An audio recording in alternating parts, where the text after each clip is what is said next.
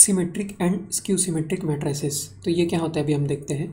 Transpose क्या होता है ये अभी हमने पढ़ा है। तो अगर हमारे पास एक मैट्रिक्स है ए, जिसको हम जनरल में ए आई जे ऐसे लिख सकते हैं एलिमेंट, तो उसको हम सिमेट्रिक तब बोलेंगे अगर A transpose is equal to A होगा तब, मतलब उसका ट्रांसपोज जो वो उसी के बराबर होना चाहिए। इसका मतलब जो हम रोज़ को कॉलम्स बना देते हैं उसके बाद भी मैट्रिक्स जो वो वैसा ही दिखना चाहिए। इसका मतलब क्या होगा कि उसका पहला रो हम पहला कॉलम बना देंगे तब भी वो सेम दिखना चाहिए। इसका मतलब है कि फर्स्ट रो और फर्स्ट कॉलम जो है वो सेम ही होगा।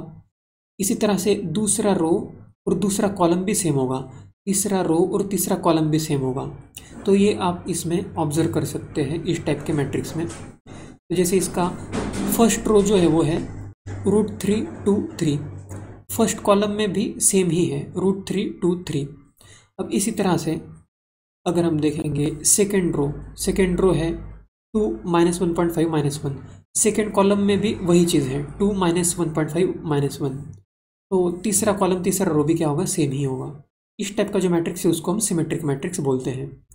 इसको एकदम मतलब जल्दी ऐसा आप देख सकते हैं कि ये जो डायगोनल होता है इस डायगोनल के अराउंड वो सिमेट्रिक होता है। मतलब ऐसे इमेजिन कर सकते हैं कि यहाँ पे कोई मिरर रखा है, तो ये नीचे जो नंबर्स दिख रहे हैं उन्हीं का रिफ्लेक्शन है, ये 2 का इमेज, ये 3 का इमेज, ये -1 का इमेज।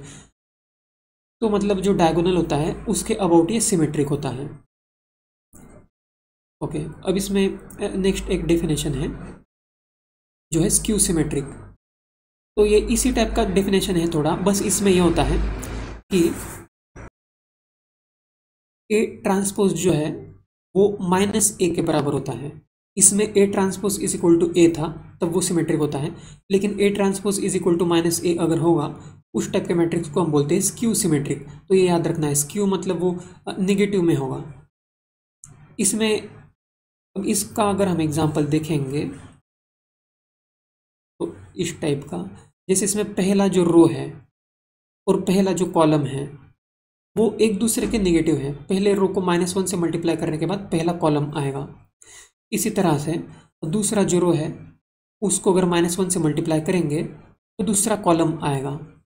मतलब -1 का बस डिफरेंस है, इसलिए हमने ऐसे कंडीशन लिखा है कि ए ट्रांसपोज जो वो -a के बराबर होना चाहिए तब ऐसा होगा।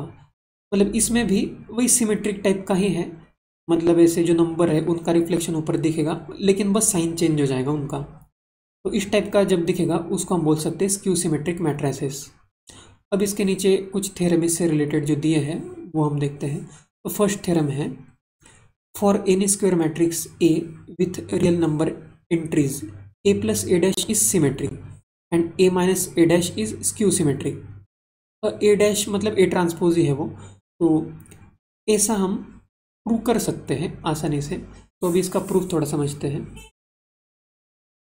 तो जैसे ए मैट्रिक्स जो है वो इन जनरल कोई भी एक स्क्वायर मैट्रिक्स है, तो हम ऐसे अज्यूम करते हैं कि कोई एक मैट्रिक्स भी है जो है a + a'। ए और उसका ट्रांसपोज का एडिशन जो है उसको हमने b अज्यूम कर लिया।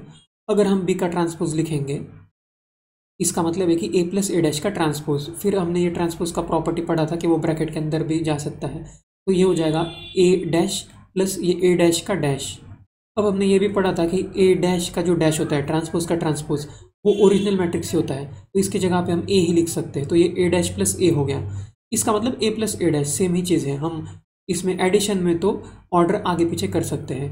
अब a + a' जो है वो तो हमने b अज्यूम किया था, तो ये b के बराबर हो गया। इसका मतलब है कि b' is equal to b हो गया, इसलिए b जो है वो कैसा होना चाहिए, सिमेट्रिक। तो यही प्रूव करना था हमें कि ये b जो है a + a' वो सिमेट्रिक होता है। तो ये एक प्रॉपर्टी है, ये याद रख सकते हैं, वो कुछ और क्वेश्चंस में भी यूज़ होगा। इसी तरह से हम ये प्रूव कर सकते हैं कि a - a' जो है वो स्क्यू सिमेट्रिक है, सिमिलर टाइप का। इसको हम c अज्यूम कर लेंगे, फिर c' कैलकुलेट करके देखते हैं। तो इस पूरे का डैश जो होगा तो हम डैश अंदर ब्रैकेट में लेके जाएंगे, तो ये a' प्लस a' का डैश और a' का डैश जो है उसको हम a लिख देंगे। और इसको हम थोड़ा इंटरचेंज करेंगे तो माइनस कॉमन लेंगे, तो फिर ये ब्रैकेट में आएगा a - a', और a - a' को हमने c अज्यूम किया था स्टार्टिंग में, तो ये -c हो गया। तो c' जो है वो -c प्रूव हो गया यहाँ से। इसका मतलब है कि ये स्क्यू सिमेट्रिक है। तो ये प्रॉपर्टी वैसे बहुत इंपॉर्टेंट है, बहुत सारे डिफरेंट क्वेश्चन में यूज़ होता है कि कोई भी मैट्रिक्स और उसका ट्रांसपोज, उनका एडिशन हमेशा ही सिमेट्रिक होता है और सब्ट्रैक्शन हमेशा ही स्क्यू सिमेट्रिक होता है। तो ये थ्योरम इम्पॉर्टेंट है। नेक्स्ट थ्योरम अब ये देखते हैं, any square matrix can be expressed as sum of symmetric and skew symmetric matrix. तो ये थ्योरम 1 जो भी हमने पढ़ा उसी का यूज़ करके ये थ्योरम प्रूव हो सकता है। कोई भी अगर स्क्वायर मैट्रिक्स है हमारे पास ए, तो उसको हम ऐसे तो लिख ही सकते हैं कि ए प्लस ए डैश प्लस ए माइनस ए डैश, इसका आंसर आएगा प्लस ए डैश माइनस ए डैश कैंसिल होगा, इसका आंसर आएगा 2a। तो इस पूरे को हम अगर 2 से डिवाइड कर देंगे तो इसका आंसर तो a के बराबर ही आएगा। तो हम ऐसा लिख सकते हैं हमेशा ही, ए मैट्रिक्स कोई भी हो हमेशा ही हम इस तरह से लिख सकते हैं। इसका मतलब कि a इज इक्वल टू ए से भी लिख सकते हैं। अब a प्लस ए डैश हमेशा ही सिमेट्रिक होता है, ये भी हमने प्रूव किया है, और ये हमेशा स्क्यू सिमेट्रिक होता है, ये भी हमने प्रूव किया है। इसका मतलब क्या है कि हम कोई भी मैट्रिक्स जो है उसको सिमेट्रिक और स्क्यू सिमेट्रिक मैट्रिक्स के सम के फॉर्म में लिख सकते हैं। तो ये इसका प्रूफ है। ये मल्टीप्लाई जो किया है हाफ, इससे कुछ होगा नहीं, क्योंकि स्केलर मल्टीप्लिकेशन करने से सिमेट्रिक ही रहेगा, स्क्यू सिमेट्रिक ही रहेगा। ठीक है, ये भी हम प्रूव कर सकते हैं। जैसे यहाँ पे लास्ट में दिया है कि k इंटू ए का ट्रांसपोज जो है वो k इंटू ए का ट्रांसपोज होता है। तो k जो है वो हम बाहर कॉमन भी ले सकते हैं, वैसे उसमें कुछ प्रॉब्लम नहीं होगा।